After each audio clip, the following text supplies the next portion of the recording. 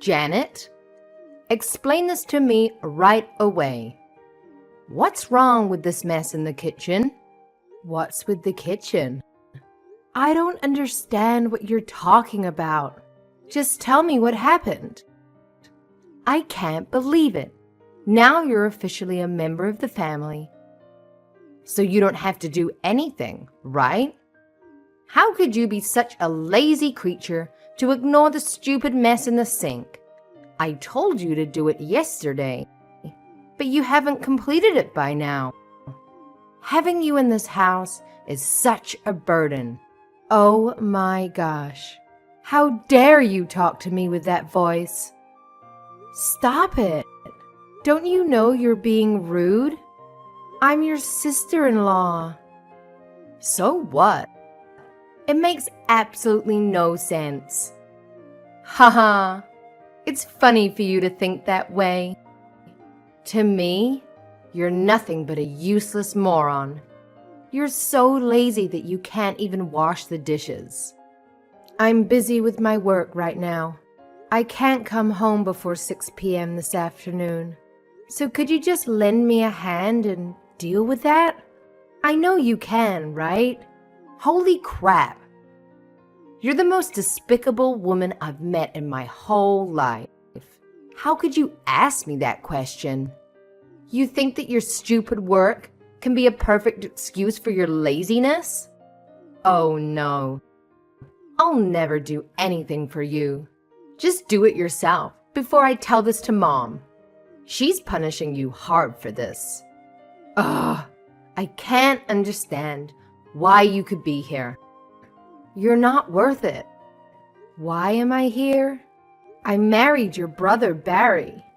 I didn't have a problem with living with your father and taking care of him. My grandfather was in the military too. I know how veterans sometimes have a rough time back in civilian life. Barry told me how tough it was when your mother passed away. And I don't mind helping out around the house. I didn't even mind the fact that you were still living at home. The house is big enough for everyone to have a little space of their own. But I'm not here to do everything, so you don't have to lift a finger. You just don't get it, do you? Shall I spell it out for you? As long as you're under our roof, you are expected to do as you're told. We have allowed you to live here out of the goodness of our hearts. You seem to have forgotten that you are freeloading on the backs of our kindness. It would do you well to try and remember that we've been very good to you. So don't forget to keep up your end of the bargain. What are you on about? Do you think this is some kind of twisted fairy tale? My brother feeds you and clothes you, right? Most people would be grateful and try to do their best for the family that had taken them in. You, on the other hand, seem to have a cheeky answer for everything and a complaint to go along with it. Know your place, Janet. I didn't get married to become this family's housemaid. I married Barry knowing that his mother had passed away and that his father needed special care because of his wounds. I most certainly didn't expect to be treated like Cinderella by some wicked stepsister. I don't care what you expected. This is my house, and you will abide by my rules while you're here. I should make you pay for my medical bills. All the stress you've caused me since you've moved in here is taking a horrible toll on my well-being. What? You do realize that if I even did consider giving you money, you'd be extorting your brother and not me, right? You've made me lose great wads of hair, and I had to buy a special Himalayan growth serum. I've also had to increase my time at the spa each week. Mario at Prestige Massage says the knots in my backs and shoulders are a direct reaction to the stress of having you in my house. He recommends daily massages and saunas. My back especially needs a lot of work, he says. And it's not cheap, you know. The oil he uses, a source from a tiny plantation in the Amazon that only 2 people know about. The ingredients are taken by horse to a witch doctor, who then takes them the 300 miles up the Amazon in a canoe to an airfield from which they are flown directly to California. Mario knows one of the farmers, so he gets most of their supply. It's incredibly expensive. And then there's the aromatherapy and the personal trainer too. All these things add up, Janet. I'm on the waiting list for a famous homeopathist too. She's highly recommended by Mario. Haha, they saw you coming. If you think I'm paying for any of that new age rubbish, you're going to be disappointed. It's no laughing matter. I need about $10,000, and as soon as possible. If you pay up and give the housework your all, I'll let you continue living here for free. I wonder what Barry's reaction will be to all of this. He might lose his cool and throw you out. How would that be? I can assure you that my brother will take my side. We've always been thick as thieves, Barry and I. When I showed him all the invoices for therapy, it was his idea to ask you for the money. He even suggested asking for 20 grand. He said that, did he? My husband told you to try and swindle his wife out of 20 grand. Somehow your story lacks a little validity. Of course, we both know that you don't have that sort of money. Barry said he'll introduce you to a friend of his who can organize a loan. No fuss, no background checks, nothing. Just make sure you pay it back, or let's just say you don't want to fall behind on payments. That's your husband saying that sounds like your marriage is heading for stormy waters. You're unbelievable. Have you noticed Barry has been really on edge recently? The smallest things seem to send him into a rage. Using chainsaw to scare away those Jehovah's Witnesses the other day? Overkill. Well, it turns out the inheritance he was counting on doesn't exist. Dad's veteran pensions only covered living expenses. And the rest he either poured down his throat or we don't know. But there isn't anything left for Barry to inherit, except the house. But the construction company he started is doing well. What about that? It must be worth quite a bit. Barry told me he turned down the last offer to buy him out. The shareholders all wanted him to sell Earthworks Inc. I'm surprised he didn't. Barry is dead keen to sell. It's only been 6 months since he took over the reins from our father. And he's not cut out for the construction industry. Barry is more the book and pen type. He can't get along with the work team bosses, and he hates visiting building sites. Oh, so as soon as he can find a buyer, he's going to sell and start a new company. Women's high fashion, apparently. Nothing could be further removed from the dust and filth of the construction industry. Barry said he'll cut me in as a silent partner. Well, it was Daddy's company after all. I haven't heard anything about this from Barry. Seems like there are some serious trust issues there. I'd be very worried if I were you. Maybe they just thought they were a little old. You wouldn't understand. Or maybe they just thought you should stick to cleaning. I find it hard to believe that Barry would go ahead with such big plans without discussing it with me. What does that tell you? They don't consider it worth their time, including you. How does that make you feel? Disillusionment? Despair? Or maybe both. Haha, it really doesn't matter. Things are looking pretty grim for you. Best you just accept your lot. Put your head down and be the best little housekeeper you can be. Leave the important things to those of us who know what we're doing. And if you can't toe the line, you know where the door is. We took you in, so you'd better earn your keep. Got it. Loud and clear. What? Really? I thought you were impossibly stupid and unable to grasp even the simplest concepts. That's wonderful then. Right. I'll leave you to it then. Thought that might take a bit more shouting before you understood. No, I understand. Great. You see, a laugh and a smile and everything is okay again. If everyone knows their place, we'll all get along swimmingly. Oh, and the money by the end of the week. Please. I want to be sure to book my spots at the spa next month. They need the cash up front. They're having a few problems with the online payment system, Mario says. If you need to take out a loan, have a word with Barry. He knows a guy. Hey, Janet.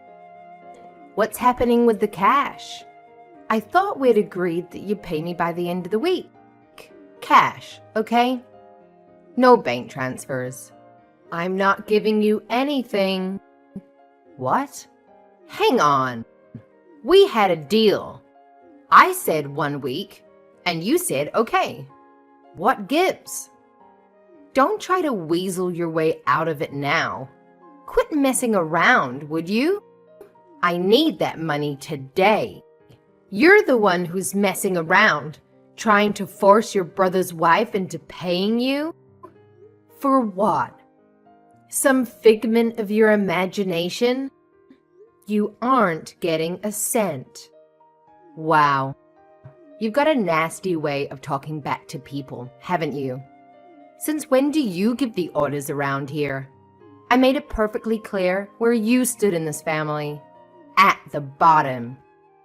If you can't be quiet and get on with your chores, then you'll soon find yourself divorced and kicked out. I got divorced yesterday. What are you talking about? Have you been drinking? You can't just get divorced. These things take time, money, and a lot of back and forth with lawyers. You're obviously in a very unstable mental state at the moment. Shall I call Mario and see if he can fit you in today? He's not cheap, oh heavens no. But he will help you relax and maybe return to your normal state of mind. A while ago, I had a big fight with Barry. We managed to sort it out, obviously, and things went back to normal. Well, not normal, but they went back to the situation we were in now. The fight lasted a few days, and during the most heated moment, Barry threw divorce papers at me. He had already signed them. He was in such a rage. I wonder if that was the end of our marriage right there and then. He finally calmed down, and I think he forgot all about the papers. But I didn't. I kept them. I don't know why, but I just thought they might come in handy one day. So when you started trying to extort ridiculous amounts of money out of me, I signed those papers and took them to City Hall. I knew it would cause all kind of problems, and Barry would probably try and stop me. So I did it yesterday when he was out of town. That's another thing. His business trips. He calls them that. But I know he's just off having fun on the company's dime. How can he always come back from business trips with a tan and a crippling hangover? There's usually sand in his clothing too. I'm not that stupid. His passport is full of stamps from Mexico and the Caribbean. You two must think I'm a total idiot. You really got divorced? Sure did. So any further attempts to squeeze me for money will have to be done in a court of law. I know as long as I'm in this house, I'll be treated like a maid by you. And I don't know what to make of Barry. He hasn't treated me like anything these last months. He hardly even talks to me. So getting a divorce was the easiest thing I've ever done. I can't wait to get as far away from you two as possible. But you said, got it loud and clear. I was surprised, but over the moon that you were finally seeing things from a more overall perspective. I thought things might settle down finally in this house. I tried talking to him about the company and about you, but he refused to let me get a word in. I think he loves you more than me, which is super weird. I asked him outright why he married me. And do you know what he said? He said he married me so there would be someone to look after his sick father and clean the house. The second I heard that, I saw everything so clearly. No more wondering if he was just too busy at the moment, wondering if he loved me or not. I understood. So I decided right there and then to divorce him. So get out. Get out now. Don't waste another second. I'm serious. If I see your smug little face again, I don't know what I might do. You've been a freeloader all this time. Now you aren't even family anymore. You have no right to be here a minute longer. Get out! How dare you try and freeload off us? I think you'll find that you are the freeloader, and that it's you who needs to get out. You rude little... What are you talking about? I said get out. You don't think this house is yours, do you? Ha ha! Oh, you're in for the shock of your life. What the heck are you talking about? This is my family's house. Now, get out. I hate to be the one to tell you. Actually, no, I'm enjoying this. I can't tell a lie. This house is mine. It's in my name. You better tell me what the hell you're talking about. My father bought this house. We've lived here for years. Explain yourself and make it quick. I've got a good mind to go over there and thrash you within an inch of your life.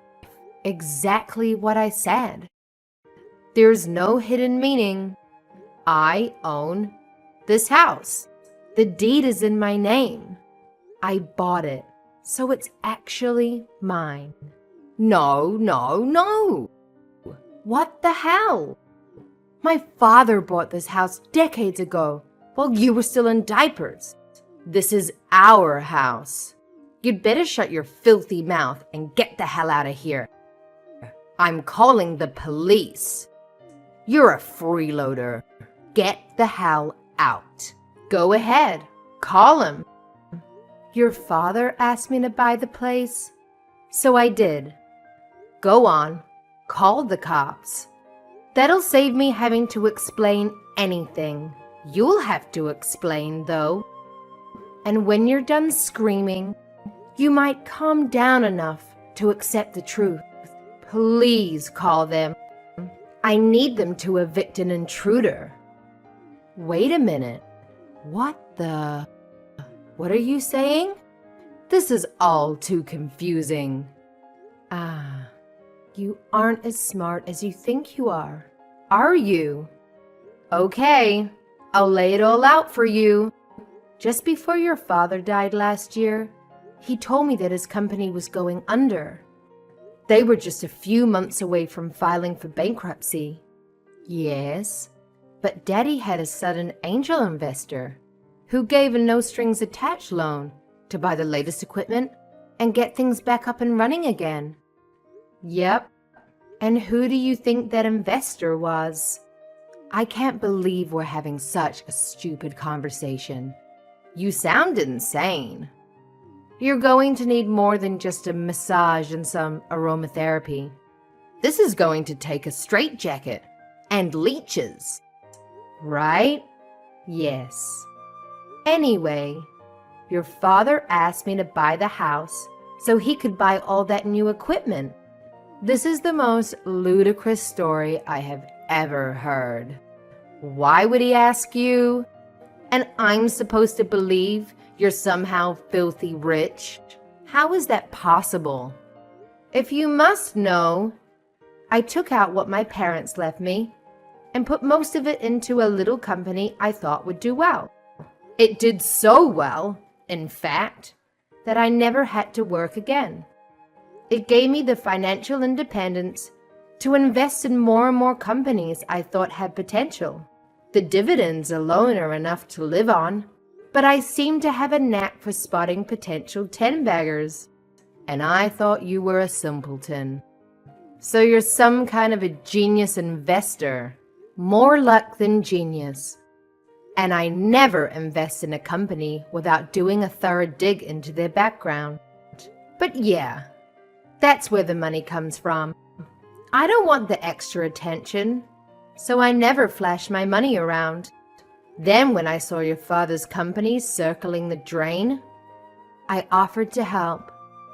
So you bought the house? Why? He wouldn't just take my help. Maybe because it was his company that had built from nothing. Maybe it was his pride. Something about being a man. I don't know. But he flat out refused to hang out. So to make him accept it, I offered to buy the house. At that time, he was still alive, and Barry and I were still newlyweds. It made sense. I just kept quiet about it. Even Barry doesn't know. So the house really belongs to you. Yes, that's what I'm seeing. So it was actually me who was letting you live here out the kindness of my heart. Anyway, you're wasting time when you should be packing. The sooner you start, the sooner you can be gone. Wait a minute. What is going to happen to Barry's new company? You mean his idea to mortgage the house and use the money to start its clothing company? That's gone out the window, hasn't it? Up in smoke. You can't mortgage what isn't yours. Oh, and by the way, that company Barry thinks he inherited, you two should probably check the name of the ownership papers. No way. Yeah. So you won't be selling anything without my consent. Barry is the president, in name only. It's registered in my name. This can't be happening. Daddy didn't say anything to us about it because you weren't there to listen when the company was in trouble. When he was sick, you two were always too busy. I was always there to help him into his wheelchair, or to help him to the bath, or to remind him to take his medicine. Barry was always on business trips, and you were flushing money down the drain with your new age spa nonsense. I was at his side when he took his last breath. In the end, he called his lawyers and signed everything over to me. I was the only one who was there for him. That wily old devil. Barry doesn't know he's meeting with the other partners of his new business today. Oh, God. He's taken a huge loan from his friend. And that friend is not the kind of person you want to mess around with. Oh, God, indeed, that friend. I'm guessing she isn't your regular bank manager then? So putting two and two together, Barry has got on taking a big loan from some crook? I'm guessing that must be the case.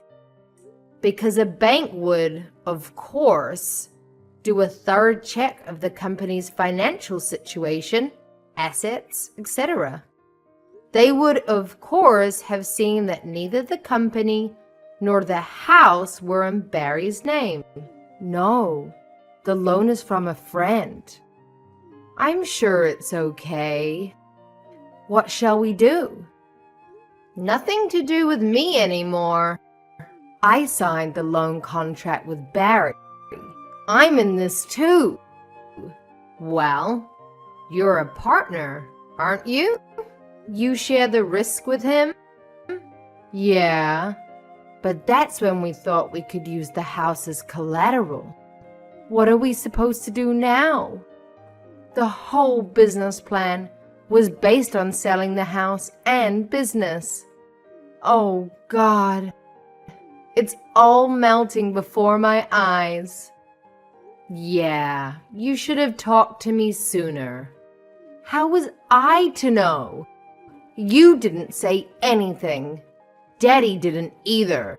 Now we have no company or house. Just a big debt. Look, the first thing you should do is pay back that loan as quickly as possible. I mean, seriously. The interest on those types of loans is going to make your life very difficult. It's like a never-ending cycle of financial torture.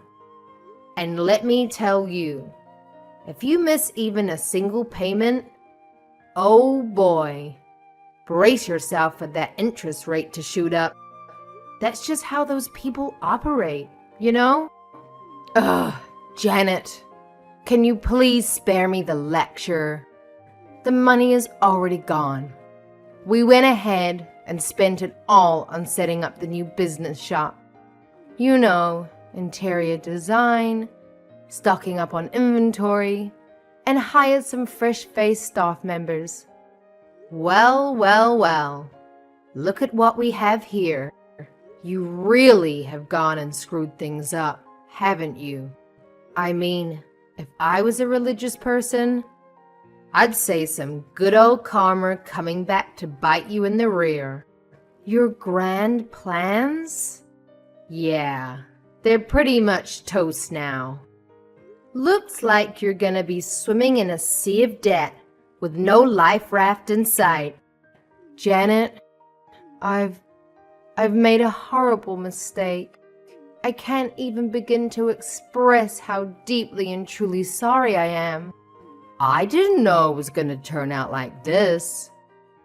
I was just awful to you, and I regret every bit of it. Can you find it in your heart to forgive me? Or maybe forget it? Barry, he only thinks about himself. But please, Janet, I'm begging you, forgive me. Fine, fine, I'm not even angry. What, really? You forgive me? Just like that? Yeah, I forgive you. I mean, life's too short to hold grudges, right? But here's the deal, dearie. Just get out of my house. You and Barry, you belong together. You're like two peas in a pod. Worthless scum. And trust me, I don't want to have to see either of you for any longer than absolutely necessary. So how much longer are you planning on trespassing on my land? Once they realized they couldn't keep living in the city, the story takes place. They packed up and disappeared overnight.